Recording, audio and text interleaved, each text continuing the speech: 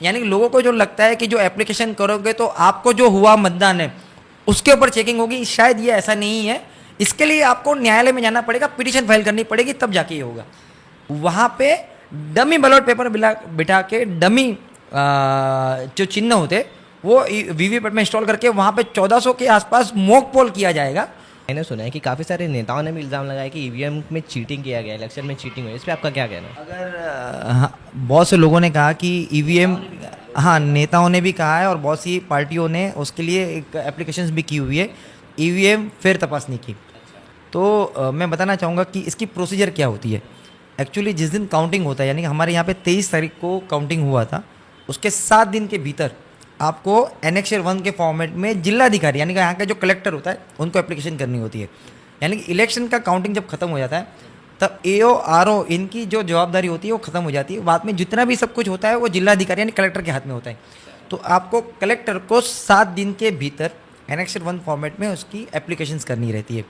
दूसरा, जैसे आप एप्लीकेशन करते हो तो जिलाधिकारी उस एप्लीकेशन को चीफ इलेक्टोरल ऑफिसर जो महाराष्ट्र के होते हैं उनको वो एप्लीकेशन फॉरवर्ड करते हैं, और सीईओ महाराष्ट्र होता है वो एप्लीकेशन जो है मुख्य निर्वाचन आयोग, और साथ में ईवीएम मशीन जो बनाती है, यानी कि भारत के अंदर आप देखोगे कि 2 कंपनियां हैं जो ईवीएम मशीन बनाती है, एक बीएल यानी भारत इलेक्ट्रिकल लिमिटेड और दूसरी ECIL electronics corporation of India. ये 2 कंपनियां हैं जो ईवीएम बनाती है, इनको जाती है, फिर इनके इंजीनियर्स आके वो मशीन की जो है वो चेकिंग करते हैं। और ये जो पूरी प्रोसीजर होती है वो 45 दिन के अंदर की होती है। 45 दिन के अंदर जो है इसकी जो है वो सुनवाई होती है और इसके ऊपर कार्रवाई होती है।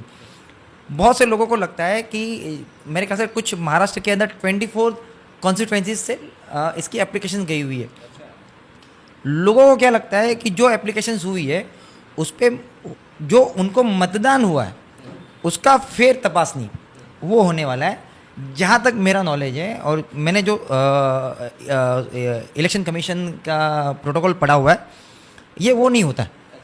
एक्चुअली अगर आपको डाउट है कि आपके मतदार संघ में आपको वोट है वो कम मिले तो आपको पिटीशन फाइल करनी है और न्यायालय में जाके आपको पिटीशन फाइल करनी है। और पिटीशन फाइल करने के बाद जब कोर्ट ऑर्डर देगी तो कोर्ट ऑर्डर देने के बाद में फिर निवडणूक आयोग है वो पूरा जो डेटा है वो करके आपको बताएगी कि आपके कॉन्स्टिट्यूएंसीज में कितना जो है वोटिंग हुआ है।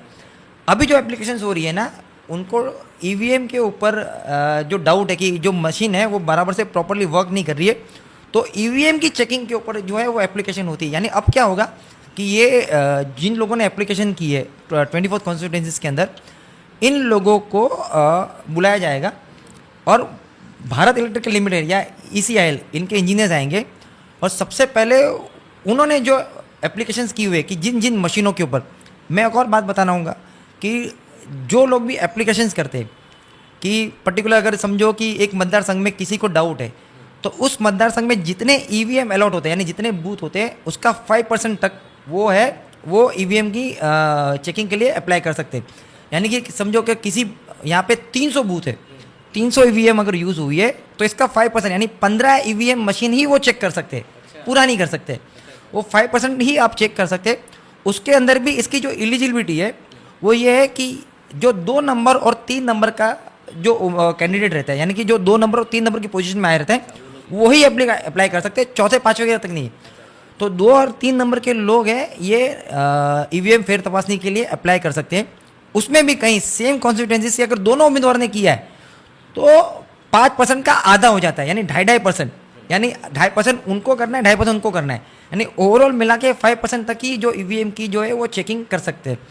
अब चेकिंग में क्या होगा कि जैसे ही उनको बुलाया जाएगा, इंजीनियर्स आएंगे, तो सबसे पहले स्ट्रॉन्ग रूम से वो ईवीएम को निकालने के बाद में ईवीएम को जो नंबर की मशीन का इन्होंने कंप्लेंट किया हुआ है उस मशीन को control unit, ballot unit number 1, ballot unit number 2, VVPAT इनके साथ कनेक्ट करके वो कंट्रोल यूनिट आइडेंटिफाई करके सीरियल नंबर दिखाता है और वो कैंडिडेट दिखता है कि जो सीरियल नंबर की ईवीएम है वो सब बराबर है कि नहीं, यानी इसको चेकिंग प्रोसेस बोलते हैं।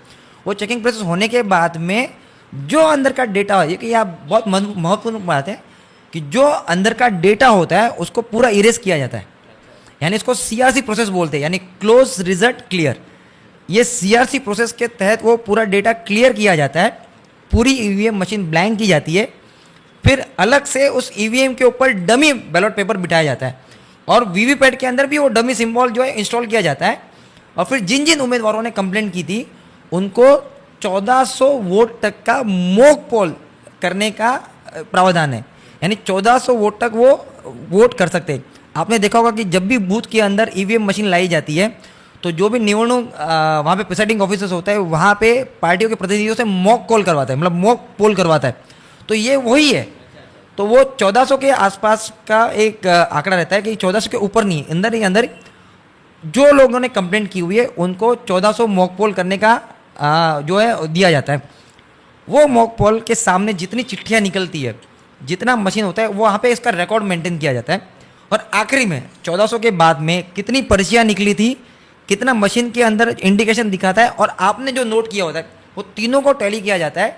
और अगर वो टैली सही निकलता है तो फिर वो मशीन बराबर है ऐसा माना जाता है। और फिर उसके अंदर अगर कोई गड़बड़ी हुई तो फिर उसके ऊपर न्यायालय में जाके आपको पिटीशन फाइल करनी, फिर उसके ऊपर आगे की प्रोसीजर होती है। यानी कि जो लोगों को लगता है, और जहाँ तक मेरा नॉलेज है कि जिन लोगों ने फेर तपासनी का ये जो एप्लीकेशन किया हुआ है वहाँ पे उनको उनका मतदान जो है वो देखा जाएगा, वो नहीं होगा। वहाँ पे डमी बैलेट पेपर बिठा के डमी जो चिन्ह होते वो वीवीपैट में इंस्टॉल करके वहाँ पे 1400 के आसपास मॉक पोल किया जाएगा। और मॉक पोल के थ्रू से वो देखा जाएगा कि ईवीएम की क्षमता सही थी कि गलत थी। यानी कि लोगों को जो लगता है कि जो एप्लीकेशन करोगे तो आपको जो हुआ मतदान है उसके ऊपर चेकिंग होगी, शायद ये ऐसा नहीं है। इसके लिए आपको न्यायालय में जाना पड़ेगा, पिटीशन फाइल करनी पड़ेगी, तब जाके ये होगा।